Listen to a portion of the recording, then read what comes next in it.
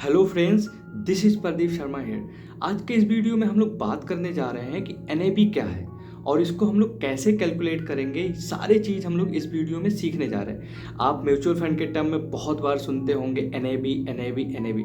तो आज के इस वीडियो में हम लोग सारी चीज़ क्लियर करेंगे। आपका सारा डाउट इस वीडियो में क्लियर होने वाला है। अब इसको समझने के लिए एक सिंपल सा एग्जाम्पल मैं देता हूँ। जैसे देखो, आप स्टॉक मार्केट में ट्रेड करते हैं। मान लीजिए कोई भी शेयर आप लेते हैं, जैसे रिलायंस हो गया, एचडीएफसी हो गया, टीसीएस हो गया, तो बहुत सारे शेयर अवेलेबल हैं मार्केट में। तो आप कोई भी शेयर अगर बाय करते हैं तो उसका एक प्राइस होता है। मतलब कि एक प्राइस होता है। मान लीजिए कि कोई भी शेयर हो गया, मान लीजिए 1500, 2000, 3000, इस तरीके से एक शेयर प्राइस होता है जिस प्राइस पे आप एक शेयर बाय करते हो, एक शेयर। तो सेम इसी तरीके से म्यूचुअल फंड में भी होता है। जैसे आप इसमें एक शेयर बाय कर रहे हैं, उसमें आपको एक यूनिट बाय करना पड़ता है। सो उस यूनिट की जितनी भी वैल्यू होती है उसे हम लोग एनएबी बोलते हैं, नेट एसेट वैल्यू। अब जैसे देखो, स्टॉक मार्केट में क्या होता है, आईपीओ आता है। जब भी कंपनियों को फंड की जरूरत होती है तो आईपीओ के तरीके से वो मार्केट में आती है। तो उसमें बहुत सारे शेयर होते हैं जिसका एक प्राइस निर्धारित किया जाता है कि इसका शेयर का प्राइस इतना होता है। तो उस अकॉर्डिंग आप उसमें इन्वेस्टमेंट करते हैं। मान लिया जाए जैसे एक शेयर का प्राइस 10 रुपये है, तो अगर आप उसमें 100 रुपये इन्वेस्टमेंट करते हैं तो आपको 10 शेयर मिल जाता है। ठीक इसी तरीके से म्यूचुअल फंड में भी एनएफओ आता है, यानी कि न्यू फंड ऑफर। आईपीओ को क्या बोलते हैं, इनिशियल पब्लिक ऑफरिंग। तो एनएफओ को न्यू फंड ऑफर। तो जब भी न्यू फंड ऑफर आता है तो इसमें भी कई यूनिट होते हैं। जैसे इसमें कई शेयर होते हैं, वैसे इसमें कई यूनिट होते हैं। बहुत सारी यूनिट में डिवाइड होते हैं। तो एक यूनिट का प्राइस जैसे मान लिया जाए 10 रुपये है। वैसे जनरली क्या होता है कि म्यूचुअल फंड का जो यूनिट होता है उसका प्राइस 10 रुपये से ही स्टार्ट होता है जब भी उसका एनएफओ आता है।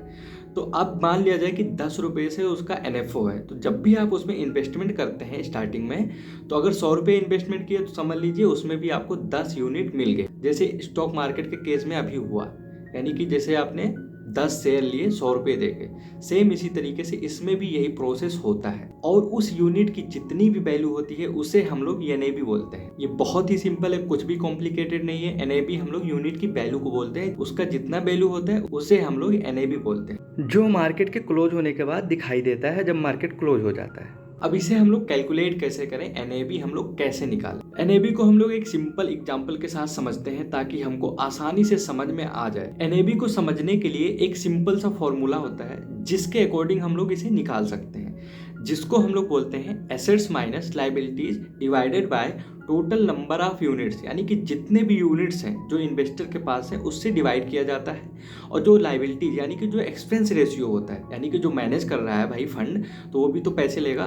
तो जो पैसे ले रहा है, जो उसका एक्सपेंस आ रहा है टोटल मैनेजिंग का, जो फंड मैनेज कर रहा है, इधर उधर डेट सिक्योरिटी में डाल रहा है, इक्विटी में डाल रहा है, बहुत सारे जगह पे इन्वेस्ट कर रहा है, तो वो मैनेज कर रहा है, उसकी टीम होती है, तो वो चार्जेस ले रहा है। ठीक है, तो वो चार्जेस उसमें माइनस किया जाएगा। अब चलो एग्जांपल के रूप में हम लोग पकड़ते हैं, मान लिया जाए कि वो म्यूचुअल फंड कंपनी जो है वो 1000 रुपये वैल्यूएशन वाली कंपनी है। वैसे हजार करोड़ वाली वैल्यूएशन वाली कंपनियां होती है म्यूचुअल फंड की, लेकिन एक सिंपल से समझने के लिए मैं 1000 रुपये लेता हूँ। ठीक है, 1000 रुपये वाली वैल्यूएशन वाली वो कंपनी है। और फिर उसके बाद हम लोग पकड़ते हैं कि मान लीजिए उसका जो डेली का एक्सपेंस आ रहा है 100 रुपये आ रहा है, यानी कि जिसे लायबिलिटीज हम लोग बोलते हैं। और उसके बाद जो है वो मान लीजिए उसके पास 100 यूनिट्स है, वो 100 यूनिट्स में डिवाइड किया हुआ है। अब उसको क्या करेंगे, 1000 रुपये में से 100 रुपये माइनस करेंगे पहले, उसके बाद आ जाएगा 900 रुपये। अब उसके पास जैसे 100 यूनिट्स हैं, अब 100 यूनिट से उसे डिवाइड किया जाएगा। उसके बाद जो ये निकल के आता है वो कुछ इस तरीके से निकल के आता है जो आप देख रहे होंगे इस समय, जिसका वैल्यू आता है 9 रुपीज। तो इसका मतलब हो गया एनएबी जो चल रहा है वो 9 रुपीज पे चल रहा है। इस तरीके से हम लोग सिंपल कैलकुलेट करके इसको निकाल लेते हैं एनएबी को। सो ये सिंपल सा था जो एनएबी को हम लोगों ने समझा और इसको निकाल करके भी देखे किस तरीके से हम लोग इसको कैलकुलेट करते हैं। सो आई होप गाइज कि आपको वीडियो समझ में आ गया होगा कि एनएबी क्या है और इसको कैसे समझें और इसको हम लोग कैसे निकालें। तो सारी चीज़ हम लोग इस वीडियो में पूरे डिटेल में बात किए हैं। सो अगर आपको ये वीडियो पसंद आता है तो लाइक करें, शेयर करें, सब्सक्राइब करें, कमेंट जरूर करिए ताकि हमको पता चल सके कि आपको वीडियो समझ में आ रहा है कि नहीं आ रहा है। सो आज के लिए बस इतना ही। सो तब तक के लिए follow the trend and make your trade easy with trend. Thanks for watching this video. Bye bye.